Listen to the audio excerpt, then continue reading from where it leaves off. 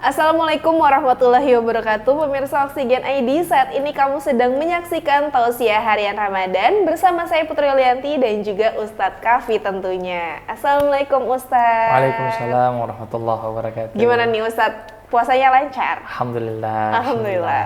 Mudah-mudahan lancar. Terus. Amin. Seperti biasa, kita akan terlebih dahulu mendengarkan tausiah dari Ustadz Kafi mengenai puasa di negara non-muslim. Setelah itu kita juga akan tanya jawab nih bersama Ustadz Kafi mengenai topik hari ini. Baik Ustadz, kalau gitu langsung aja tausiahnya. Bismillahirrahmanirrahim. Assalamualaikum warahmatullahi wabarakatuh.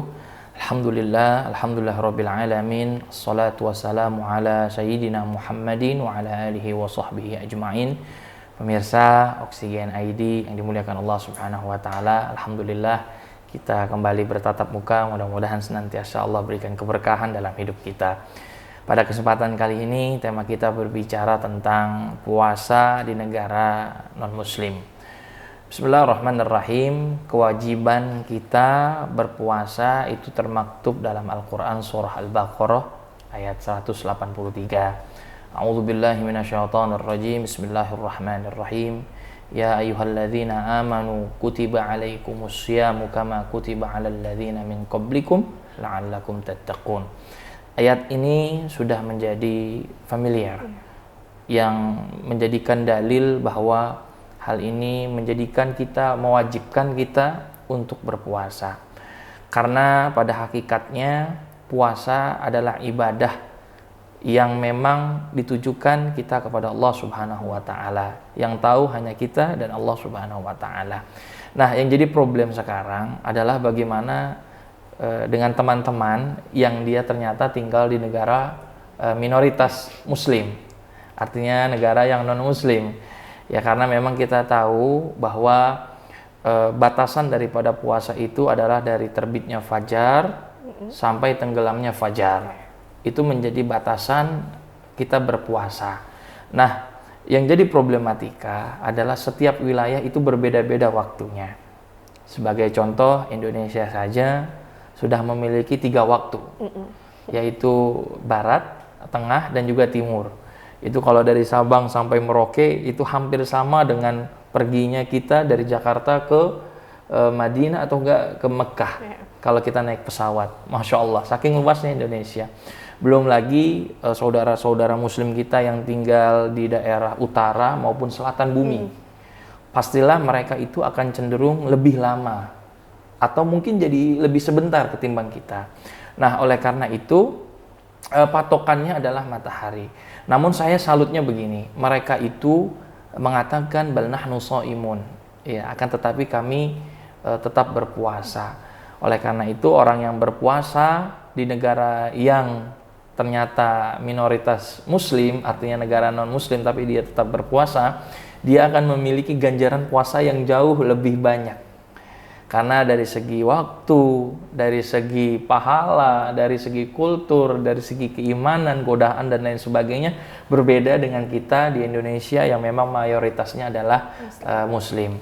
Oleh karena itu, Masya Allah, kita salut dengan mereka-mereka semua yang tinggal di negara non-muslim, namun mereka tetap memegang teguh keimanan, menjalankan ibadah puasa dengan sungguh-sungguh, walaupun ya dengan kultur, budaya, waktu yang berbeda.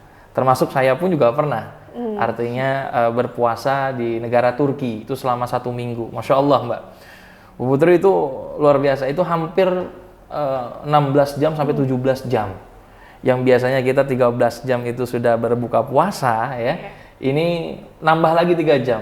Jadi waktunya itu bertambah. Itu Masya Allah, itu godaannya hebat ya. Itu negara yang muslim mungkin. Turki banyaknya muslim juga. Ya, tapi waktunya yang lebih panjang. Jadi bibir pada pecah-pecah. Ya Masya Allah, mudah-mudahan dimanapun muslim berada selalu diberikan kekuatan untuk terus berpuasa. Karena puasa adalah kewajiban yang sungguh luar biasa, ibadah yang luar biasa, yang Allah Subhanahu wa ta'ala akan berikan ganjaran khusus untuk orang yang berpuasa. Wallahu a'lam. Baik Ustadz, terima kasih atas tausiahnya. Selanjutnya kita juga akan tanya jawab mengenai topik hari ini setelah jeda yang satu ini.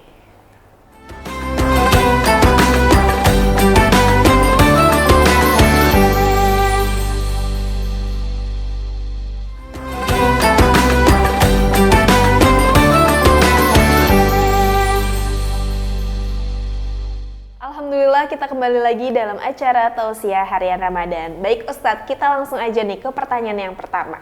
Apakah ada batasan waktu bagi muslim yang berpuasa di negara lain dengan waktu siang yang sangat panjang?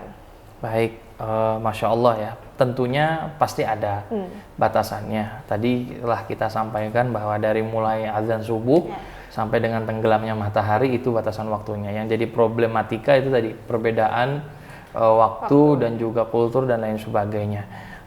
Saya lihat di berbagai data ternyata tahun 2023 itu ada satu negara yang dia mengalami puasa tercepat. Oh iya. Ya, itu adalah negara Selandia Baru. Itu 12 jam 40 menit. Artinya dia di bawah kita yang bisa sampai 13 jam ya. Dan puasa yang terlama itu tercatat di negara Norwegia. Norwegia itu mencatat sampai 23 jam puasa. Jadi sekarang buka 1 jam kemudian setengah jam sahur gitu ya. Setelah itu puasa lagi. Itu luar biasa, Masya Allah. Jadi kita lihat ini sebenarnya ada untung dan ruginya gitu ya. Kita tinggal di Indonesia gitu ya. Kadang ada jokes teman-teman yang memang tinggal di perbatasan Banyuwangi dan Bali misalkan yang berbedaan waktu. Kalau mau puasa ngikutin WIB, kita adanya di Banyuwangi gitu. Kalau mau ini nyebrang sedikit di situ ada daerah itu masuknya sudah Wita. Ya, waktu Indonesia Tengah gitu. Jadi sejam lebih cepat daripada ini waktu WIB gitu. Jadi kadang ada yang begitu. Ya itu di kampung daerah Banyuwangi artinya dekat dengan Bali. Masya Allah, artinya lagi-lagi tadi bahwa kita salut dengan mereka-mereka yang tetap berpuasa apalagi dengan waktu yang 23 jam. Makanya banyak teman-teman yang melakukan strategi agar dia tetap kuat dalam puasa 23 jam. Insyaallah wallahu a'lam. Berarti kalau misalkan kita lagi di luar negeri tetap ngikutin waktu di luar negeri, Ustadz? Apa tetap ya, di Indonesia? Sesuai dengan tempat kita berpijak. Sesuai dengan tempat kita di mana kita berada. Maka kita ikuti aturan itu. Tapi tergantung kalau memang kita tinggal di sana, sudah sakin menjadi penduduk di sana, misalkan pelajar di sana, maka kita harus mengikuti waktu itu. Tapi kalau misalkan ternyata kita hanya seminggu di sana, kategorinya sebagai musafir. Berarti kita boleh untuk tidak berpuasa, namun lagi-lagi harus mengganti dengan di hari yang lain. Jadinya ada alasan juga uzur syar'i, ya kita boleh tidak berpuasa. Baik. Lalu apa tantangan terbesar yang dihadapi muslim saat berpuasa di negara non-muslim, Ustaz? Ya, yang pertama iman. Iya, karena kebanyakan mereka itu Masya Allah ya, negara non-muslim itu memiliki konsep liberal.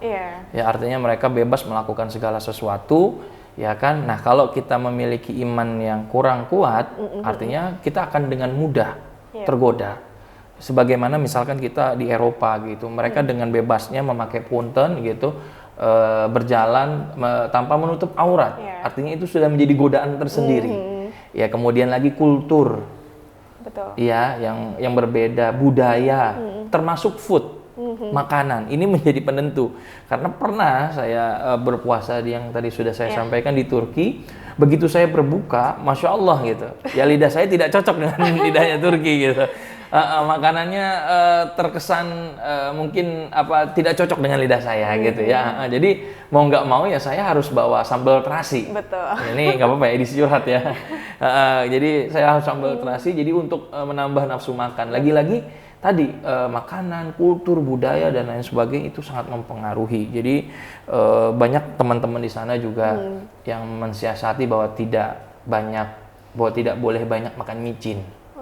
Artinya yang asin-asin, karena yang asin-asin itu bisa menimbulkan haus, kemudian juga perbanyak makan buah dan juga serat agar menjadi energi tambahan buat kita berpuasa dan lain sebagainya. Artinya setiap negara berbeda-beda pengalamannya. Ada yang dia puasa itu musimnya dingin, ada juga yang puasa musimnya panas gitu, masing-masing berbeda. Oleh karena itu ya karena saya mohon maaf belum pergi ke Eropa dan merasakan puasa di sana, jadi saya belum tahu bagaimana kondisinya. Wallahu a'lam. Berarti emang yang nomor satu adalah iman ya? Ya, yang nomor satu adalah iman. Kalau imannya sudah kuat, mau dimanapun kita berpijak, insya Allah kita akan tetap beribadah kepada Allah, khususnya berpuasa. Baik, lalu bagaimana nih cara mengatasi tekanan sosial dari teman atau kolega yang tidak memahami puasa? Yang pertama saya rasa batasi interaksi. Karena memang kolega atau teman sebaya kita gitu, misalkan dalam mencari ilmu dan lain sebagainya, mereka akan cenderung melakukan hal-hal maksiat kepada Allah Subhanahu wa taala gitu. Oleh karena itu kita batasi interaksi saat kita berpuasa. Tapi ada juga di daerah sana yang justru mereka karena senang dengan kita, justru mereka yang non muslim ikut berpuasa dengan kita. Ya artinya masing-masing daripada ini haruslah kita cari teman yang memang mendukung kita. Atau mungkin kalau misalkan tidak ada, kita boleh melakukan interaksi secara virtual.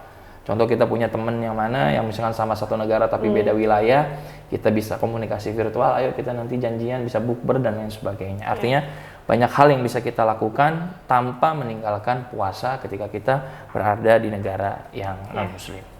Oke, Ustadz, sebelum kita melanjutkan ke pertanyaan selanjutnya, kita jeda dulu setelah yang satu ini.